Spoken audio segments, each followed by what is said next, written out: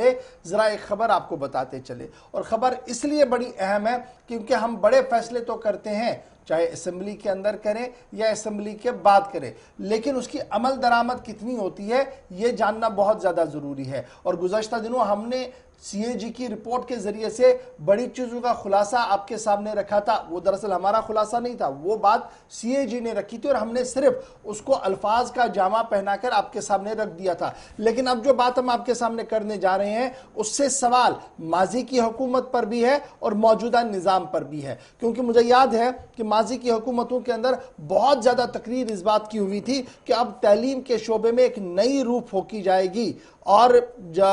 ये कहा गया था on the floor of the house कि अब जी हम एक नई यूनिवर्सिटी का क़याम अमल में लाने जा रहे हैं जिसे लॉ यूनिवर्सिटी कहते हैं, और नेशनल लॉ यूनिवर्सिटी का मसवदा कानून बाज़ाब्ता तौर पर स्टेट असेंबली के अंदर अप्रूव करवाया गया। ये साल 2019 था जब नेशनल लॉ यूनिवर्सिटी का मसवदा कानून असेंबली के फ्लोर पर रखा गया, जिसके बाद उसे वहां पर मंजूरी मिली। लेकिन बाद में उस वक्त के गवर्नर ने कुछ सवालात उस बिल पर उठाए और बिल वापस चली गई, और उसके बाद माना जा रहा है कि 2018 में दोबारा जब पीपल्स डेमोक्रेटिक पार्टी और बीजेपी की हुकूमत जम्मू कश्मीर के अंदर थी, उन्होंने दोबारा इसको रेज किया, दोबारा से इस मामले को उठाया, और उस वक्त के जो गवर्नर थे पहले एनएन वोहरा साहब ने इसको वापस किया था, और उसके बाद आए सत्यपाल मलिक साहब, और उसके बाद अक्टूबर के महीने में बाज़ाब्ता तौर पर इस बिल को उस वक्त के गवर्नर ने बाज़ाब्ता तौर पर मंजूरी दी।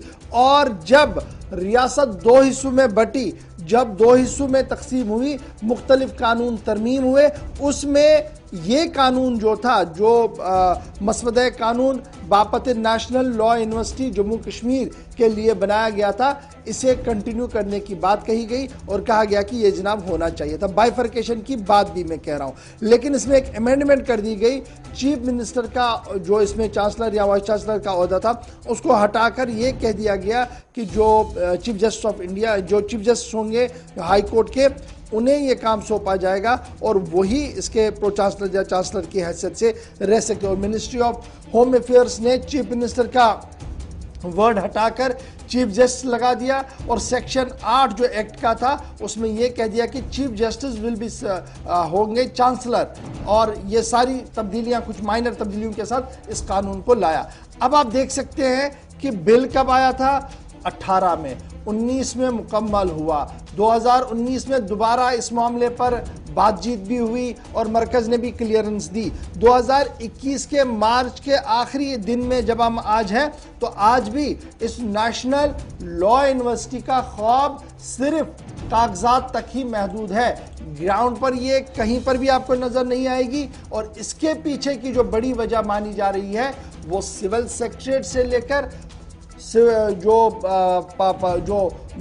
लॉ नोइंग लोग हैं उनका ये मानना कि सिविल सेक्रेटरीट से लेकर इसका पूरा मामला जो चला वो सिर्फ पावर कॉरिडोर तक चला, और पावर कॉरिडोर के अंदर ही ये फाइल जो है अभी दबी हुई है, और यही वजह है कि नेशनल लॉ यूनिवर्सिटी आज तक नहीं बनी। जिस दिन ये मसवदा कानून रखा गया था, मुझे याद है कि हुकूमत ने अपनी पीठ खूब थपथपाई थी और कहा था कि देखिए अब हम मुल्क की दीगर रियासतों की तरह जम्मू कश्मीर के अंदर भी लॉ यूनिवर्सिटी बनाने जा रहे हैं, और रिसर्च का काम होगा। लोगों को जो लॉ के